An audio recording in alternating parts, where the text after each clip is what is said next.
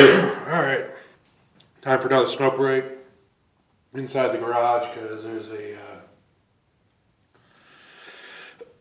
large amount of people in my neighborhood that go around with glass packs on their car. It's a type of muffler if you don't know that. It's very loud.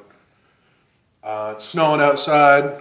Figure I go in the garage, maybe be a little quieter so you don't hear all those cars going by. So, this is my Wrestlemania review. So, spoiler alert, maybe. I don't know, maybe I'll probably tell you a few things. So, I'm going to say the writing, like for just the creative purposes of it, I'll give that a C- to a D+. It wasn't very good. Now, the actual matches, all of them were very good. I thought the performers did an excellent job in all the matches, except for, of course, Roman Reigns, who almost single-handedly ruined the entire pay-per-view for me. But the other people in the other matches were so good that I still enjoyed it. Let's see. Worst match of the night was Roman Reigns versus Triple H. The last match for the WWE title. Taking my advice from the last video I made. Not that they watch me anyway. That'd be fucking weird, but maybe they do. I'm sure there's other people that kind of around the internet that been talking about Roman Reigns' horrific moveset. And, instead of coming up with a new move, Triple H came up with a new move. He had that submission move. It was the best part of the match because Michael Cole dropped the F and S bomb by accident when he pulled out that move. It was a submission move. It kind of looked like a, I don't know how to describe it really. It's probably like a cattle mutilation, like a modified version of a cattle mutilation or a Ring of Saturn. He had his arm, Roman Reigns' arm was like this, and then he took his other arm and went like that, through his legs and then up on his arms, and Triple H grabbed his arm like that, and he started tearing at Roman Reigns' gloves on this arm, and Michael Cole said, he's fucking ripping the shit out of that. They bleeped that out, but I can still tell what he said. Michael Cole was off his game for a lot of the, even for him, on a lot of the matches on announcing. JBL was annoying as ever listening to JBL for fucking 6 hours was a bit much. I think he'd be good, he's been in the wrestling industry for a long time. I don't think they should just fire him because he's not very good at announcing, but I think he'd be like a really good manager or something, because he's annoying. So being annoying in the wrestling industry is actually a good thing if people book you right. And he'd be a great I think he's more annoying than Jeb Coulter. I think he'd be a great manager. I don't think he's a good announcer at all. Let's see. Match of the night has to be between, I think, the women's triple threat for the new women's title that was unveiled and Shane McMahon versus Undertaker, because Shane McMahon went off the top of the Hell in a Cell in an attempt to drop whatever he calls it, the moneymaker elbow on the Undertaker, who was laying on the table. The Undertaker moved and he just crashed through the table. I'm pretty sure there was some type of inflatable thing under that table or something. I saw something under it, pushing his fall, but it was still pretty cool to watch. And the crowd in Dallas did not fucking see it, so they reacted like holy fuck. But I saw it on the TV. Maybe some of you didn't, but there was something under that table that kind of cushioned his fall a little bit. But it was still awesome to see. They didn't go the route of someone hiding under the ring, but I think it turned out to be a great match. I was into it. and that's really their job, is to get you into the match. The women's title match, definitely, like I said, it almost stole the show. I don't think it totally stole the show because there was a lot of actual good matches. It's just the writing and the storylines, I think, are shit. But the performers themselves did a really good job, I think, doing in the matches, except for, of course, Roman Reigns. So I'm going to probably pause this and put out this cigarette and come up with a fucking... Be right back. I am back. So, so Triple H definitely tried to carry Roman Reigns throughout the entire match. He did do his best in selling I don't know how many fucking spears Roman Reigns fucking threw in that match. It was fucking cringe where I cringed every time he fucking did a spear or a Superman punch. I think he did about 4 or 5 of them a piece.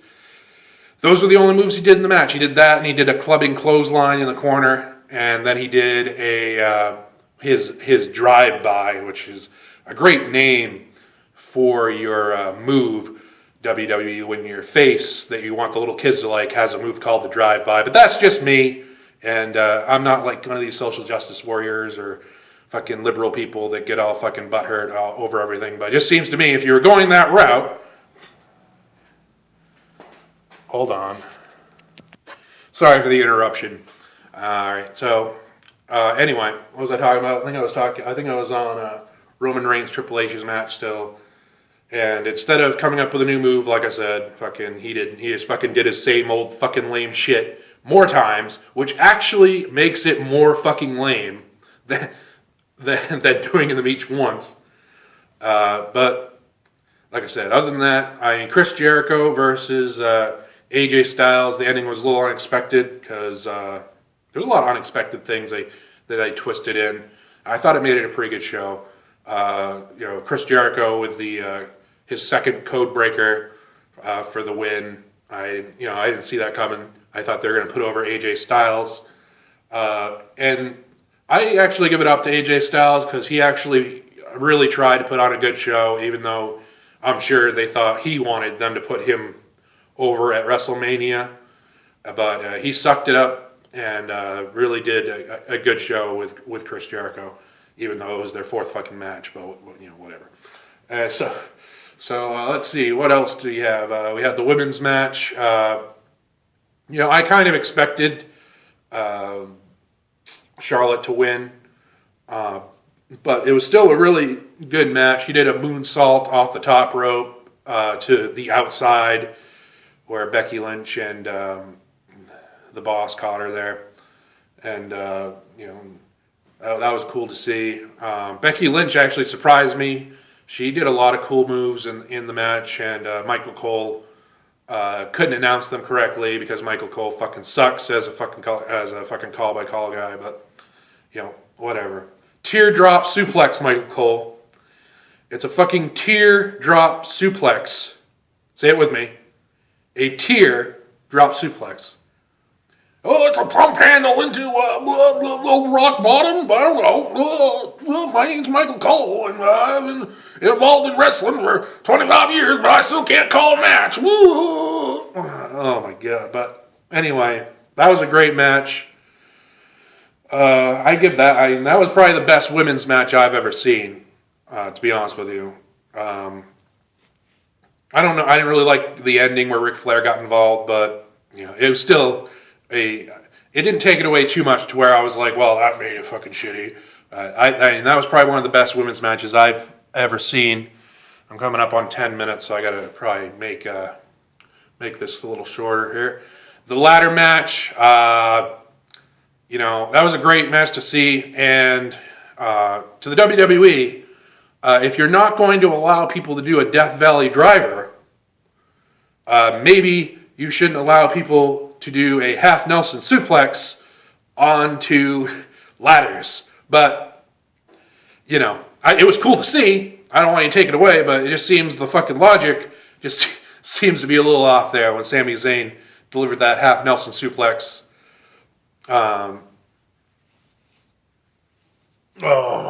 And what's his fucking name? Woo, woo, woo. fucking steals the fucking Intercontinental Championship, Zack Ryder.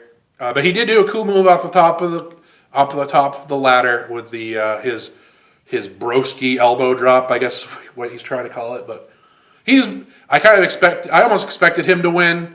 I didn't make a prediction, video like a lot of people did, but I kind of expected him to win because he did sign a really big contract. I think it was last year, and they haven't done anything with him. So I almost expected him to win the Intercontinental Championship somewhere soon. I didn't know it'd be here, but to have him battle with Seth Rollins and fucking Owens, so to carry them through all the way to SummerSlam.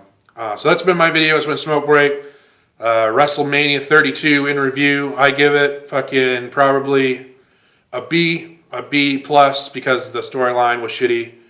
But the performances were awesome. All except for course Roman Reigns, who also brought down the score. There's a lot of videos I saw. I've seen on the YouTube. Or people, it was the worst WrestleMania of all time. It's a freaking piece of shit. And it's the worst WrestleMania I've ever seen. I'm like, really? The worst WrestleMania you've ever seen? I would have to say Yokozuna versus, what was that? I think it was WrestleMania. Was it WrestleMania 9 where they were at the Caesars Palace? I think that was the worst WrestleMania of all time, where fucking Hulk Hogan wins the championship and he wasn't even billed in the match. That was, I think, the worst WrestleMania of all time. But, like I said, Triple H versus Roman Reigns definitely brought down the score, man. He was bringing down the score, and Roman Reigns, this experiment with Roman Reigns is really hurting your company. I got to tell you. So this has been Smoke Break. Have a good night. I might make a video after Raw, but we're going to upload this. So have a good night. See you later.